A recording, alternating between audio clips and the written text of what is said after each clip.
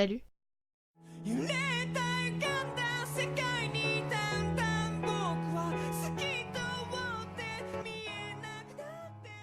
Alors déjà, excusez-moi pour ma voix parce que ça va être un peu la catastrophe, je suis complètement malade, laisse tomber, va savoir pourquoi je fais cette vidéo maintenant.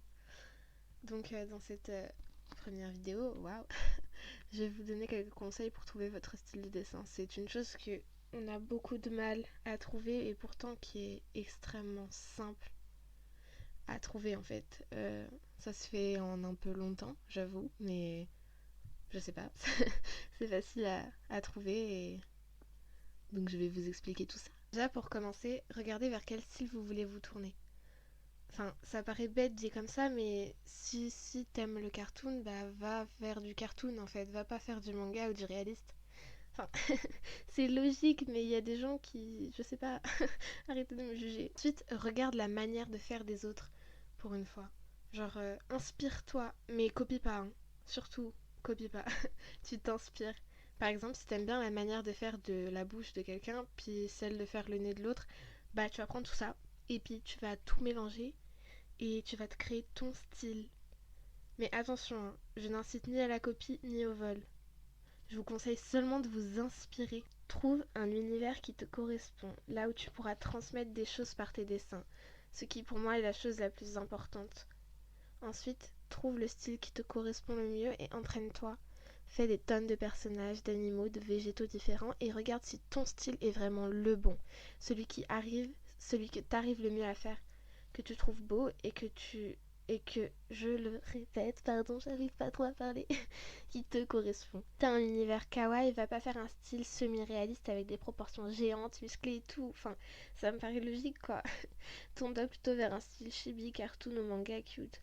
Après, libre à toi d'avoir un style de personnage rude dans un univers sweet pour jouer sur le décalage. Le style de dessin, c'est pas seulement le dessin, c'est aussi la colorisation et l'ancrage.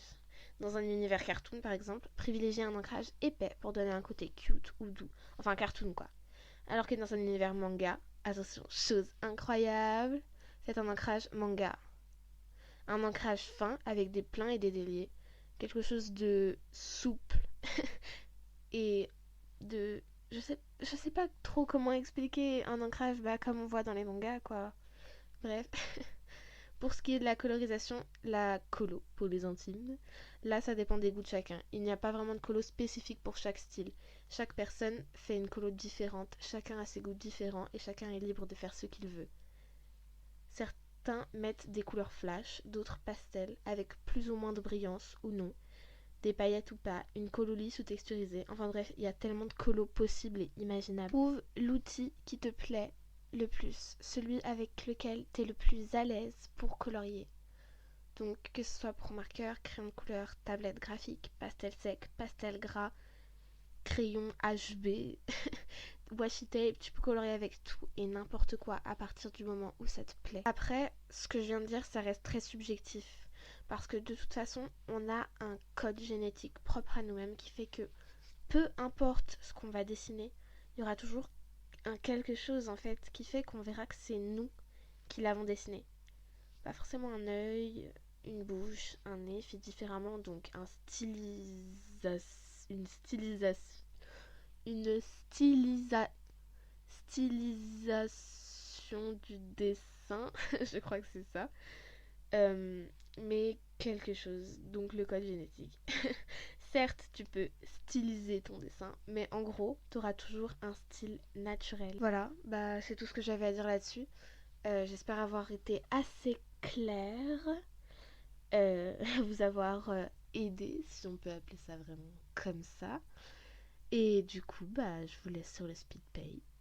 Sur le speed paint.